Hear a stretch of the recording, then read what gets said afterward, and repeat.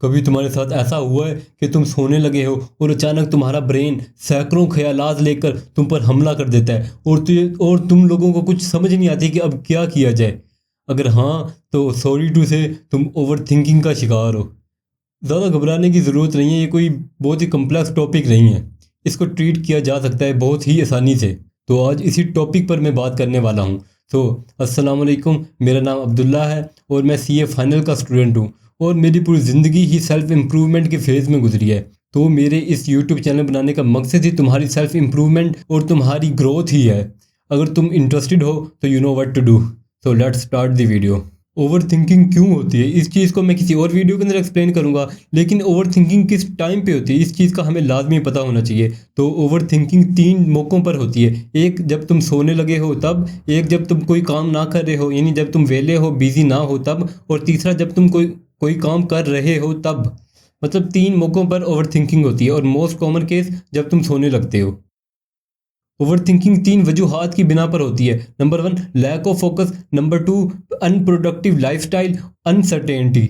मतलब इन 3 चीज़ों की वजह से ओवर थिंकिंग होती है। अगर तुम इन 3 चीज़ों को अपनी लाइफ से एक्सक्लूड कर देते हो तो तुम ओवर थिंकिंग का आराम से मुकाबला कर सकते हो। तो let me explain each of point in detail. Unproductive lifestyle. Unproductive lifestyle का मतलब है तुम अपनी लाइफ में कोई प्रोडक्टिव काम नहीं कर रहे। तुम्हारी लाइफ में टेंशन बहुत ज़्यादा है, तुम्हारी लाइफ में गम बहुत ज़्यादा है, तुम्हारी लाइफ में इतने गम है कि तुम शायर बन गए और तुम कहते हो मुझको शायर ना कहो मीर के साहिब, हमने दर्दो गम इतने किए जमा के दीवान किया। तो तुम्हारी लाइफ में इतने गम इस वजह से हैं कि तुम्हारी लाइफ में खुशियाँ कम है। खुशियाँ कम क्यों है? क्योंकि तुम्हारी लाइफ में कोई गोल नहीं है, तुम उसको अचीव नहीं कर रहे, जिसकी वजह से तुम्हें कोई खुशी नहीं मिली, तुम्हारे पास कोई खुशी का सोर्स नहीं है। तो सबसे पहला ओवरथिंकिंग को ख़त्म करने का पॉइंट ये है कि अपनी लाइफ में कोई प्रोडक्टिव काम किया जाए। तो प्रोडक्टिव लाइफस्टाइल को अचीव करने के का सबसे बेस्ट मेथड है अपना गोल सेट करना। गोल बहुत ज़्यादा मुश्किल नहीं होना चाहिए, ना ही बहुत ज़्यादा आसान, दरमियानी लेवल का होना चाहिए। यानी इतना अगर बहुत ही ज़्यादा गोल आसान होगा तो तुम सुस्ती में चले जाओगे कि मेरे पास अभी बहुत टाइम है, मैं इसको इजीली अचीव कर लूँगा। और अगर गोल बहुत ही ज़्यादा मुश्किल होगा तो तुम उसको स्टार्ट ही नहीं करोगे। ये बहुत ही मुश्किल गोल है, इसको मैं नहीं कर सकता, इस तरह करके तुम गोल को स्टार्ट ही नहीं करोगे। तो इसका मतलब तुम्हें ना ही गोल बहुत ज़्यादा आसान बनाना है, ना ही बहुत ज़्यादा मुश्किल।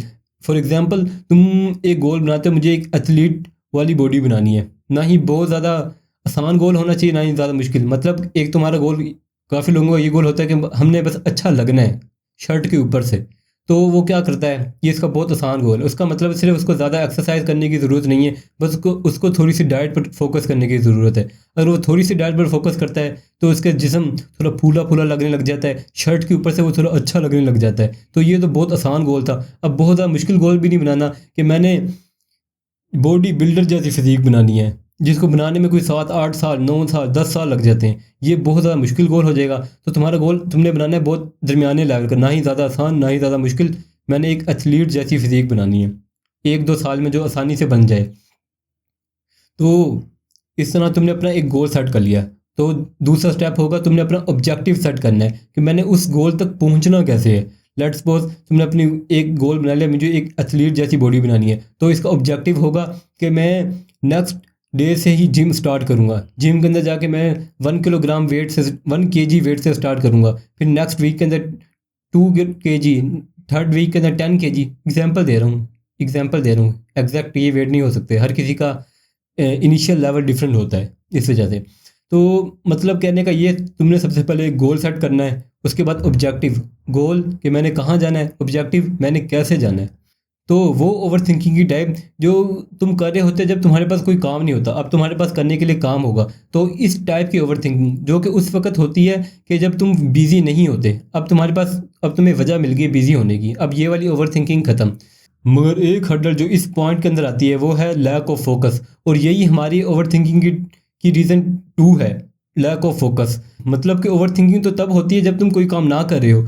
एक तरह की ओवर थिंकिंग तब भी होती है जब तुम कोई काम कर रहे हो, और वो किस वजह से होती है, लैक ऑफ फोकस, तुम्हारा फोकस हट जाने की वजह से। For example if you are a student, let's suppose तुमने एक गोल बनाया कि मैंने 10 घंटे पढ़ना है।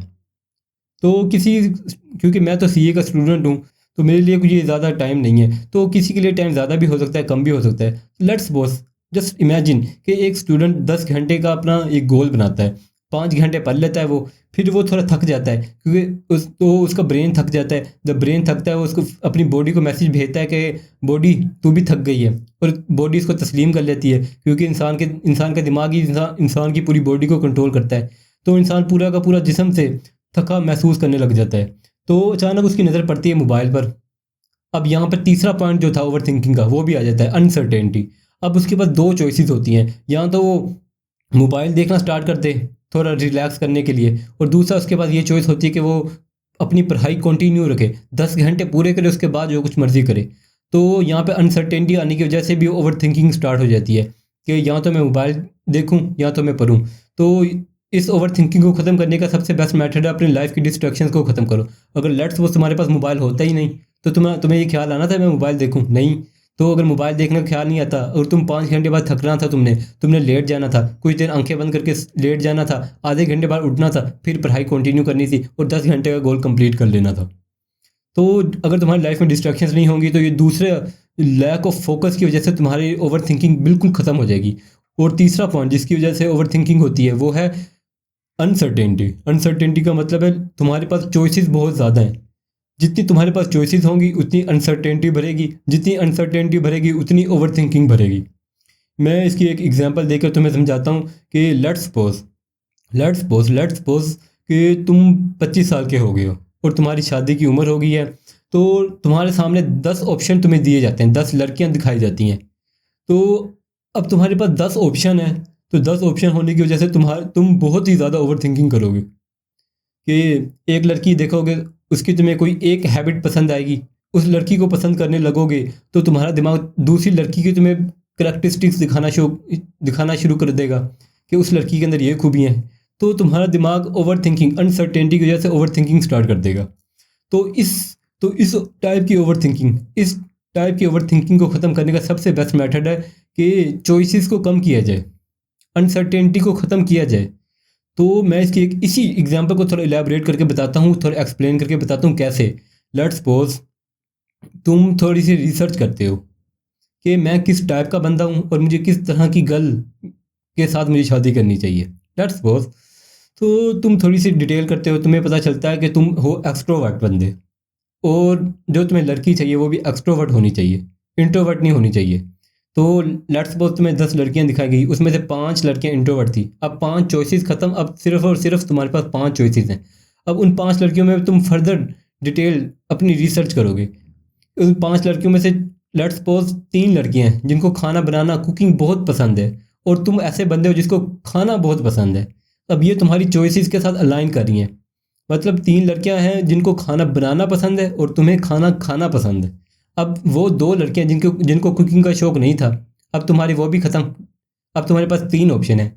अब तुम आगे फर्दर स्क्रीनिंग करोगे, इस तरह तुम्हारे पास चॉइसेस कम होती जाएंगी और तुम्हारी अनसर्टेनिटी ख़त्म होती जाएगी। सेम इसी तरह एक और एग्जांपल देके समझाता हूँ कि let's suppose you are a student, तुम एफएससी कंप्लीट करते हो। अब तुम्हारे पास ला इंतहा ऑप्शंस है कि कहाँ पे जाऊँ, यहाँ पे चले जाऊँ, यहाँ पे चले जाऊँ, यहाँ पे चले जाऊँ। तो सबसे पहले तुमने थोड़ी रिसर्च करनी है कि मेरा इंटरेस्ट किस जगह पे है। तो अपने ख़ानदान की बातें तो नहीं सुननी ना कि ख़ानदान वाले कहेंगे डॉक्टर बन जा तो मैं डॉक्टर बन जाऊँगा, ऐसा तो नहीं होगा ना। तो सबसे पहले तुमने रिसर्च करनी है कि मुझे किस तरह की चीज़ें पसंद है, किस तरह के टॉपिक पसंद है, उस तरह की फील्ड को सर्च करना है। इस तरह तुमने स्क्रीनिंग करते रहना है और तुम्हारे पास आखिर में एक ऑप्शन आ जाएगा। उस एक ऑप्शन को बिना सोचे चूज़ कर लेना, क्योंकि तो उसके पीछे तुमने बहुत ज़्यादा स्क्रीनिंग, बहुत ज़्यादा रिसर्च की हुई है। तो अब आखिर के अंदर तुम्हें ओवर थिंकिंग करनी ही नहीं पड़ेगी। ओवर थिंकिंग तो होगी नहीं क्योंकि तुम्हारे पास अब ज़्यादा चॉइसेस ही नहीं बची। जब चॉइसेस ही नहीं होंगी तो तुम ओवर थिंक नहीं करोगे।